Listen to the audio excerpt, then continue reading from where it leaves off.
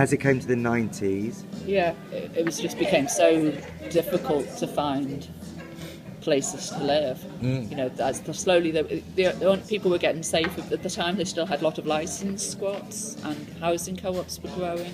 So if you got into one of those, you were fine. Yeah.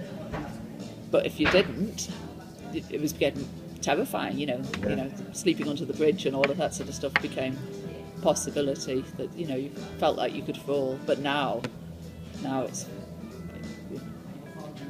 massively, hugely worse. It's just... But obviously back then it was the time of Thatcher. Yeah, but actually Thatcher was a terrible woman. Yeah. But under Thatcher's, because she was only starting this whole neoliberal transformation of society, it was actually damn good though. Do you know what I mean? In fact, some of the benefit changes she brought in were great. I'm sure you've heard of enterprise allowance. Probably every musician and artist in that period came through an enterprise allowance scheme where you could get 30 or 40 quid a week if you were running your own business, and your own business could be anything. Yeah. So, and you get that for a year or two. So, it was, which was, if you think about it, not much different than what do you call that? The guaranteed income, that Finnish thing. Yeah. You basically, wasn't any hoops to jump through. You could do that sort of thing. Completely. And crazy, really, that they don't reintroduce that sort of stuff, because so much the kind of creative bedrock of places like this. This was not a squat, but not far off it when it was first taken on by filmmakers. Somewhere it's probably been going for about 10, 15 years. But nice. When it was first opened, it was raw as anything. Would you say of course it's generalising and simplifying, but are times worse or better now than in the times of Thatcher? Oh, worse, massively worse. We were lucky. We were incredibly lucky. Yeah. I mean, it looks, looking back, it's like, it felt terrible. It felt that we were in poverty because we were just living on benefits. But you'd be lucky to be just living on benefits now. Exactly. It's a world away. I haven't worked. I can't work out how to get universal credit. I'm giving up. Just. Yeah. It's the whole Daniel Blake. Yeah. They specifically make it into a intense maze. Yes. Yeah. I think it's so important. Like, this is why when all the young Rebel Dykes crew came on, it's a real penny dropping moment when, because obviously Thatcher in our world is held up as like that was the worst time ever. It was, because she started the process. And now we're living in a huge fallout. Yeah. And we've got the terrible Tories we have at the moment. Sorry. That's right. Where is it? You're as bad as me with all the tabs with the same press releases, films. What about changing the name of the movement to assimilationist What does dykes? that mean? The whole assimilationist queers want to just the marriage. So I guess when I was growing up in the 80s, the equivalent to that was gay woman. I would hate to be called gay woman because gay women, wore pink polo shirts and went golfing and wow. That world. And that would people hate to be associated with that.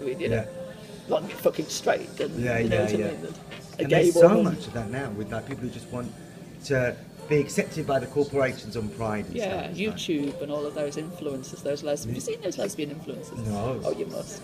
But and they have nothing to do with me. You know what I mean? Nothing at all. They're just these blonde girls with blonde hair. I talk about Olivia Cruisers, and I don't know what they talk about. It's just cotton wool. Yeah. I mean, how on earth you can be LGBTQ and not have any politics, but they manage it. Yeah, I know. You're right. It's cotton wool. It's just like, what's actually going on? Is anything real? No. Yeah. Yeah, it's so true. There's such a kind of division about that. Tell us a bit more about Railton Road, the Fringe, Brixton as a site of queer power. Yeah, I mean,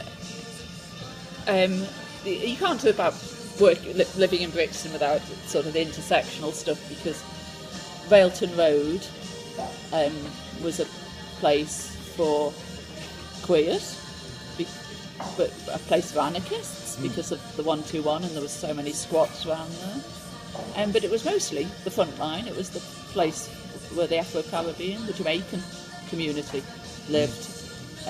You know, massive more Rastafarians than you are now. You know, shops that didn't sell anything, but I'm sure there was stuff going on in the back rooms. Yeah, and, you know, yeah. you go into a shop and think, what? Yeah. Just a bottle of lemonade. Yeah. And you know what I mean, and the youth clubs but with the, you know, that period at the beginning of the 80s anyway, when, you know, where police wouldn't go down Railton Road. Well, they didn't. You know, it was a no-go area for police for a few years, but that wasn't to do with the LGBT community. But we used to live as outsiders together there. Not saying there was no tensions, there were. I mean, I lived in this junky house just off Railton Road, and yes, there was 4 of us in the house. Most of them were junkies, except for me and my mate, who were speed freaks, which is always better in the long run. When you stay, you know, but yeah, it was such a fucking squat.